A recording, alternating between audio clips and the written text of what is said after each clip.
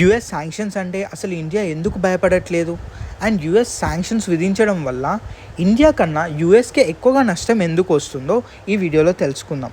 First ఏంటి అంటే US ఇండియాని ఒక క్రూషియల్ పార్ట్నర్ లాగా చూస్తుంది ఇండో పసిఫిక్ రీజియన్లో. అది కూడా చైనా ఇన్ఫ్లుయెన్స్ని కౌంటర్ చేయడానికి, ఎస్పెషలీ ఈ ఇండో పసిఫిక్ రీజియన్లో. సో ఇలాంటి టైంలో యుఎస్ శాంక్షన్స్ని ఇంపోజ్ చేయడానికి చాలా హెసిటెంట్గా ఉంటుంది. మనం S-400 బ్యాటరీస్ కొన్నప్పుడు కావచ్చు, మిసైల్స్ కొన్నప్పుడు కావచ్చు, మిగిలిన డిఫెన్స్ పార్ట్నర్షిప్స్ అయినా కావచ్చు, ఆఖరికి ఆయిల్ కొన్నప్పుడు కూడా కావచ్చు.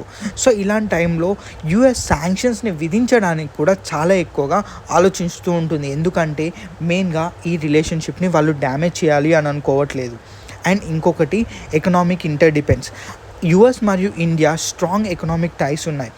And India last few years, ఒక 1 ఇయర్కి ముందు దాకా బిగ్గెస్ట్ ట్రేడ్ పార్ట్నర్ కూడా యుఎస్కి అండ్ ఇండియాకి బిగ్గెస్ట్ ట్రేడ్ పార్ట్నర్. యుఎస్కి కాదు, యుఎస్కి మనం టాప్ 5లో ఒకరం.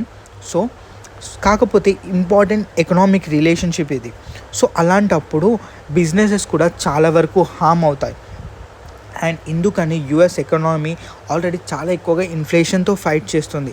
సో ఇలాంటి టైంలో ఇండియా లాంటి క్రూషియల్ పార్ట్నర్ని, అలాగే వాళ్ళు ఎక్కువగా ఇంపోర్ట్ చేసుకుంటున్నారు కాబట్టి మన దగ్గర నుంచి, అలాంటి పార్ట్నర్ని ఇంకా హర్ట్ చేస్తే వాళ్ళ ఇంపోర్ట్స్ అండ్ కాస్ట్లు కూడా చాలా ఎక్కువగా పెరుగుతాయి. అండ్ చైనాకి +1 స్ట్రాటజీగా చాలా వరకు కంపెనీస్ ఇండియాకి వస్తున్నాయి. సో ఇలాంటి టైంలో ఇంకొక మేజర్ కంట్రీతో వాళ్ళకి ట్రేడ్ వార్ అస్సలు అవసరం లేదు.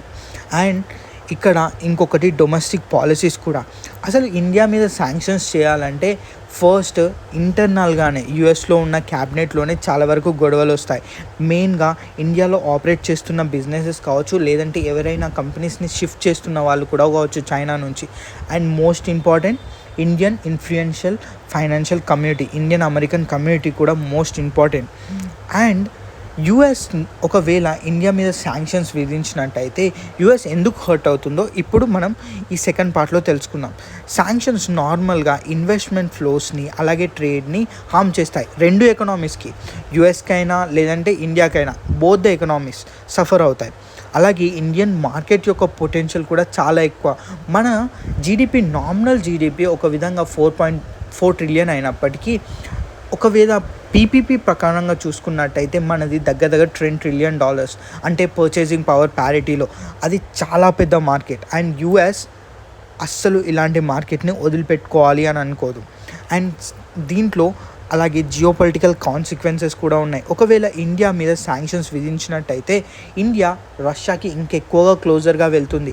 అలాగే ఇండియన్ కంపెనీస్ చాలా ఎక్కువగా కోఆపరేట్ చేస్తాయి. అండ్ చైనా దగ్గర నుంచి కూడా మనకు ఇంకా ఎక్కువగా సపోర్ట్ ఉంటుంది. అండ్ అలాంటి టైంలో మనం చైనా వైపు కూడా లీన్ కావడానికి ఛాన్సెస్ ఉంటాయి.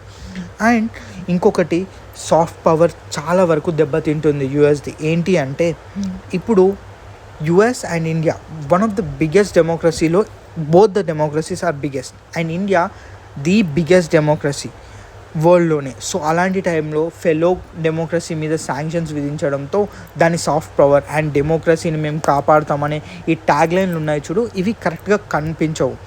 కానీ ఇక్కడ ఒకటి ఏంటి అంటే నేచర్ ఆఫ్ ద శాంక్షన్స్ కూడా ఇంపార్టెంట్. ఒకవేళ స్పెసిఫిక్ ఎంటిటీస్ మీద, అంటే ఒక కంపెనీ మీద, లేదంటే కొంతమంది పీపుల్ మీద, ఎవరైనా యుఎస్ మీద లైక్ బ్యాడ్ థింగ్స్ చేస్తున్నప్పుడు, అలాంటి వాళ్ళ మీద విధించినప్పుడు ఇవి పెద్దగా ఇంపాక్ట్ కుదరదు.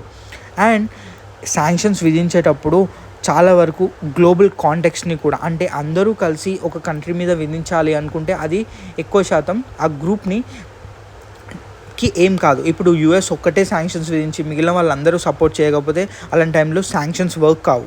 So thank you very much for watching.